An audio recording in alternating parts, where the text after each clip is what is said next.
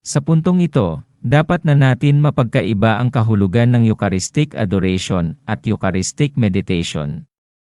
Mahalaga ito dahil ito ay may ugat sa mga susunod nating talakayan. Dapat po natin munang maintindihan ang kahulugan ng sentrong gawain sa Adorasyon Nocturna Filipina. Ang panggabi nating bihilyang adorasyon sa Santo Sakramento. Ang tamang terminolohiya sa bihilya ng ating adorasyon ay tinatawag na Eucharistic Adoration. At ito ay dapat nating linawin. Kung ano ba ito? Madalas itinutukoy ang kahit anong pagdarasal sa harap ng Santo Sakramento bilang adoration. Subalit ito ay maaaring hindi. Sa halip ng Eucharistic Adoration, ito ay maaring mailagay sa kategorya ng Eucharistic Meditation or Prayer. Isang ehemplo ay ang Silent Prayer. Ito ay isang uring Eucharistic Meditation. Isa pang ehemplo ay ang pagdarasal ng Santo Rosario sa harap ng Santo Sakramento. Ito ay isa pa ring uring Eucharistic Meditational Prayer. At ito ang tatalakayan muna natin. Ang Eucharistic Adoration at Eucharistic Meditation.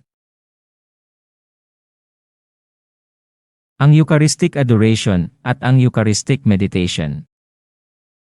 Ayon sa isa sa mga nangungunang online references, sinabi na ang Christian meditation performed in the presence of the Eucharist outside Mass is called Eucharistic meditation. Ito pa ang iba't ibang binigyang kahulugan sa Eucharistic meditation. Eucharistic meditation are meditations and inspirations during Eucharistic adoration.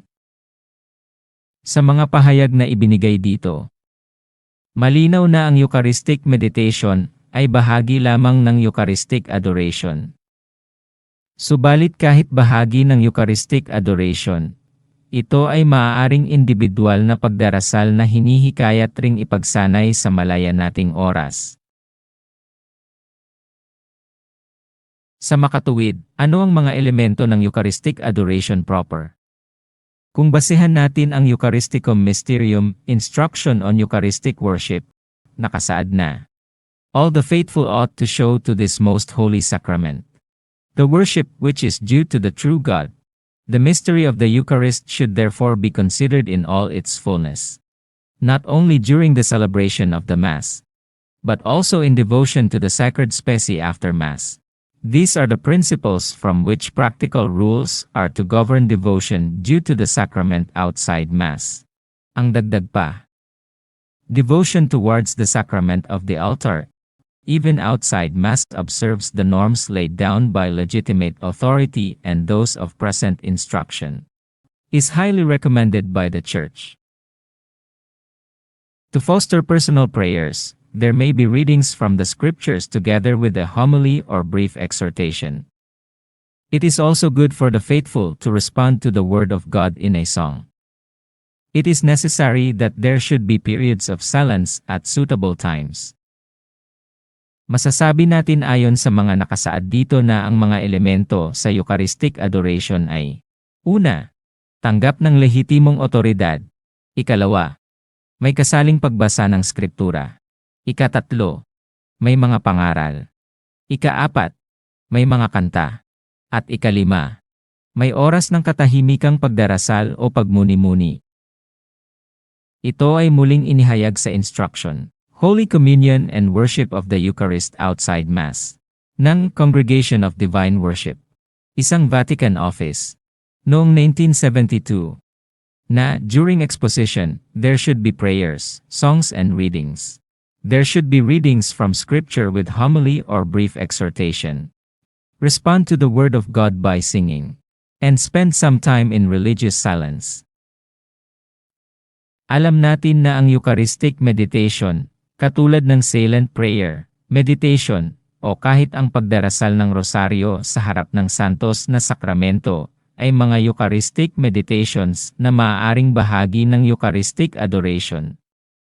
Subalit kahit nito, ito ay hinihingkayat pa ring gawin sa malaya nating oras dahil ito ay maaari ring individual na pagdarasal. Ayon sa mahigpit na kahulugan ng Eucharistic Adoration, ito ay may mga isiniloob na mga elemento katulad ng pagbasa ng skriptura, pangaral, kanta, at oras ng katahimikan upang makapagdarasal ng individual o pagmuni-muni. At bukod dito, ang rito o ritual ng adoration ay dapat kinikilala ng lehitimong pamumunuan ng simbahan. Makikita natin na ang Talamdan ng Adorasyon Nocturna Filipina, ANF, ay nagsasang-ayon sa lahat na ito. Kaya malinaw na ang bihiliyang gawain ng ANF ay isang Eucharistic Adoration. Isang tanggap na rito o ritual sa pagbibigay ng latria o pagsasamba sa Diyos lamang. At ito ay isang mas higit na uri ng adorasyon labas ng misa. Sa maikling salaysay, ang Adorasyon Nocturna Filipina ay kaanib ng World Federation of Eucharistic Works of the Church.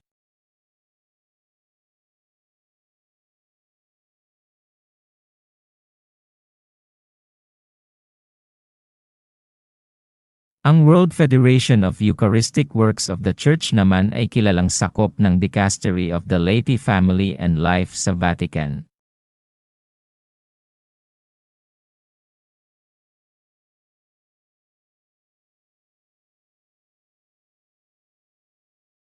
At ganyan ikinikilala ang ANF sa pamumunuan ng simbahan.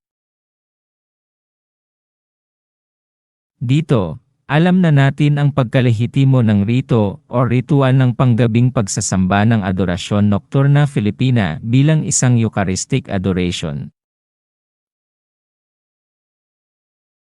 Ang rito o ritual na naisaloob sa talamdan nito ay naglalaman ng maraming pagkakahawig sa santos na misa na siyang kinatatas ang Eucharistic Adoration. May procession. May oras ng pagtatayo, pag-uupo, at pagluluhod. May awit pang entrada.